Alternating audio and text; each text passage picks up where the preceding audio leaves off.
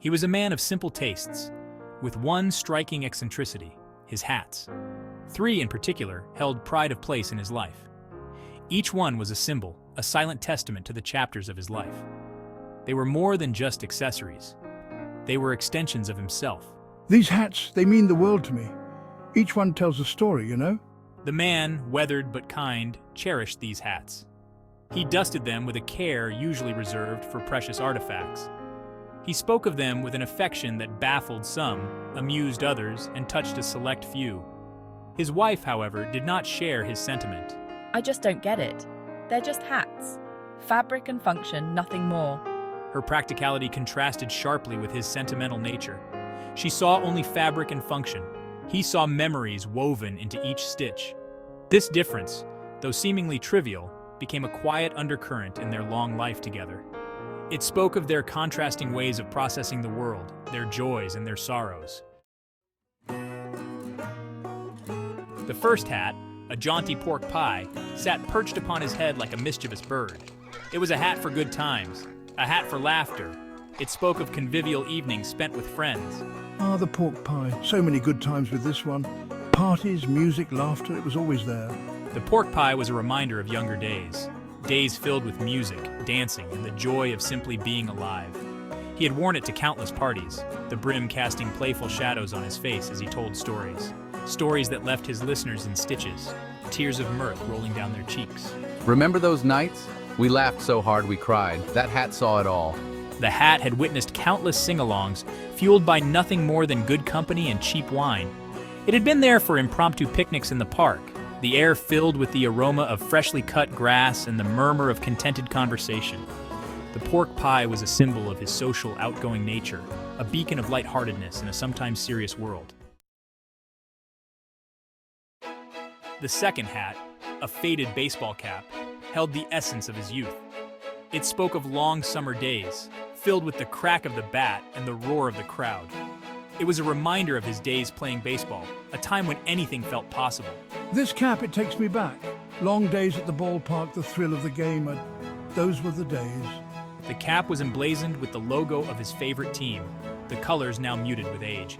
It had shielded his eyes from the sun as he chased fly balls across the outfield, the wind whipping through his hair. It had been there for victories, celebrated with shouts of triumph and celebratory high fives. Dad, remember that game? The one where you hit the winning run? I was so proud.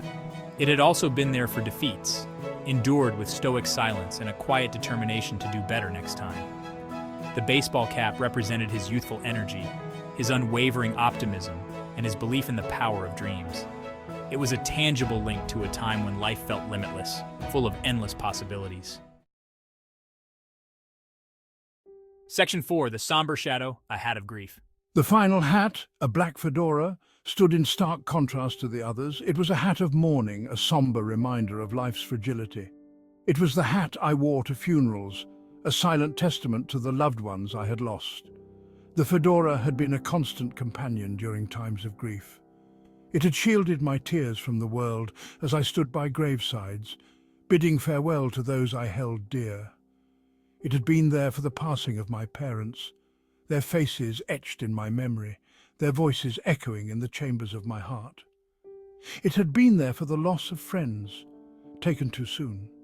It had even been there for the passing of pets, their unconditional love and companionship leaving paw prints on my soul.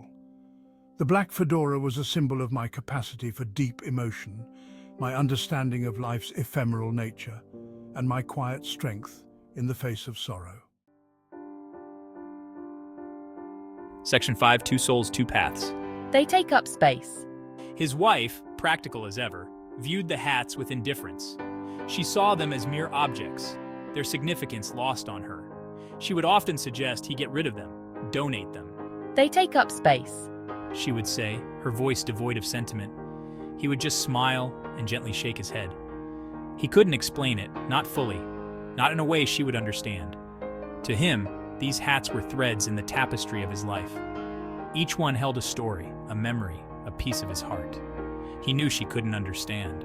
She had always kept her emotions in check, her feelings hidden beneath a veneer of practicality. It was her way of coping. Section 6, A hat for healing. He understood her reluctance to embrace sentimentality. They had endured their share of heartbreak. The loss of their only child had been a wound that refused to fully heal. He often wondered if her practicality was a shield, a way to protect herself from the pain of the world. He wished she could allow herself to feel again, to embrace the bittersweet symphony of life. One day I hope she might even wear a hat. Not out of necessity, but out of a desire to express herself. To acknowledge the joy, the sorrow, and the quiet beauty of it all. Maybe then, he thought, they could truly share the weight of their past and the hope of their future. Maybe then they could truly heal.